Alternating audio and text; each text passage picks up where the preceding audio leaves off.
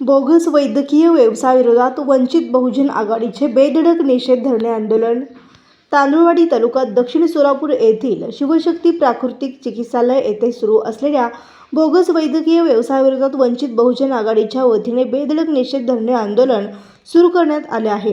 सदर चिकित्सालयाचे चालक मल्लीनाथ उर्फ भीमाशंकर कुंभार यांच्यावर सन 2024 मध्ये बोगस वैद्यकीय व्यवसायाबाबत गुन्हा दाखल झालेला आहे व तसेच त्यांची कन्या अर्चना मल्लिकार्जुन कुंभार BHMS या ॲलोपॅथी उपचार करताना आढळल्यामुळे सन 2025 मध्ये भारतीय न्याय संहिता BNS अंतर्गत गुन्हा दाखल झाला आहे. तरीही इतके गंभीर गुन्हे दाखल असतानाही संबंधितांकडून बोगस वैद्यकीय व्यवसाय अजूनही सुरू असल्याचे निदर्शनास येत आहे.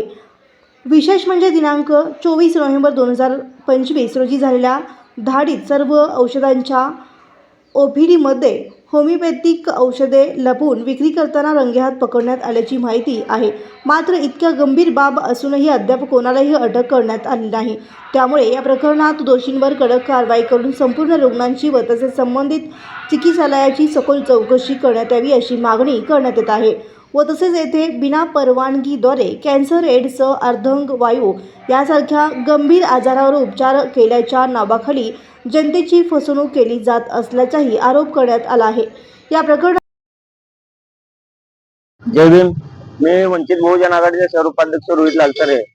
मी आज तुमच्या माध्यमातून या तांदुळवाडी या ठिकाणी दक्षिण सोलापूर या ठिकाणी शिवशक्ती प्राकृतिक चिकित्सालय येथे बोगस डॉक्टर मल्लिकार्जुन कुंभार व त्यांची कन्या अर्चना कुंभार ह्या बोगस वैद्यकीय व्यवसाय करत असताना 2024 या वर्षी मल्लिकार्जुन कुंभार यांच्यावर गुन्हा दाखल केलेला होता आणि 2025 नंतर अर्चना कुंभार यांच्यावर गुन्हा दाखल केला. परंतु हे दोन्ही गुन्हे दाखल करून देखील अद्यापर्यंत ते चिकित्सालय चालूच आहे आणि त्या चिकित्सालयाच्या नावाने खाली ते अर्धांगवायू, कॅन्सर, एड्स यासारख्या गंभीर आजारावर उपचार केले जातात असा भ्रामक प्रचार करून लोकांची आणि रुग्णांची फसवणूक केली जाते. याच अनुषंगाने आम्ही आज धरणे आंदोलन ठेवलेलं आहे. पोलीस प्रशासन आणि आरोग्य विभाग हे निष्क्रिय ठरलेले आहेत. ते त्यांना पाठीशी घालण्याचं काम करतायत. त्यामुळे वंचित बहुजन आघाडी तुमच्या माध्यमातून या समस्त नागरिकांना व रुग्णांना आश्वासन देत आहेत की जर हे मल्लिकार्जुन कुंभार आणि त्यांची कन्या आणि त्यांचे पूर्ण कुटुंब हे जर बोगस व्यवसाय बंद केले नाही तर वंचित बहुजन आघाडीच्या स्टाईलने त्यांना त्यांचं जे चिकित्सालय आहे ते आम्ही बंद करू, त्यांना टाळं ठोकू. जर त्यांच्या या आरोग्य विभागाकडून किंवा पोलीस प्रशासनाकडून होईना ते जे काम ते आम्ही करू असं आम्ही तुमच्या माध्यमातून सांगतो. जय भीम. हे दाखल झालेले आहेत का? काय प्रूफ आहे? कशा आरोप करताय? माझ्याकडे सगळे व्हिडिओ फुटेज आहेत त्यांनी व्यवसाय करत असलेले, ते रुग्णांना धोकादायक पद्धतीने उपचार करत असलेले सर्व व्हिडिओ फुटेज माझ्याकडे आहेत. दोन गुन्हे दाखल झाले आहेत. FIR कॉपीज आहेत, तुम्हाला देऊ शकतो मी ते.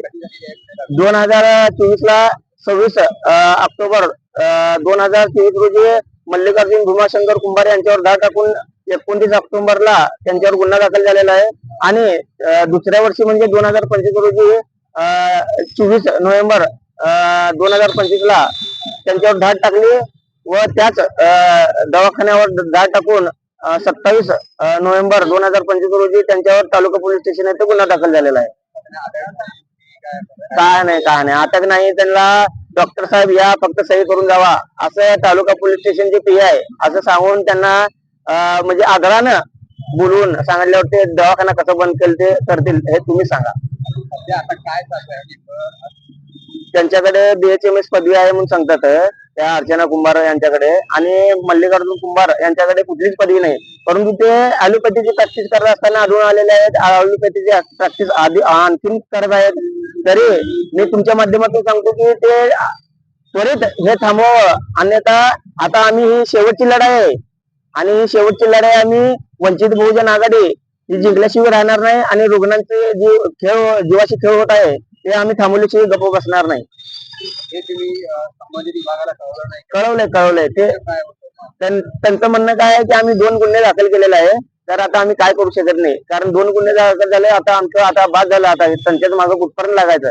अरे परंतु आमचं म्हणणं असं आहे की जर ते गुन्हे दाखल होऊन जर गप बसत नसतील, ते त्यांचा व्यवसाय चालू ठेवत असतील, तर त्यांच्यावर जाब बसवण्यासाठी त्यांना धडा शिकवण्यासाठी तुम्ही ते चिकित्सालय कायमस्वरूपी बंद करावं अशी आमची मागणी आहे.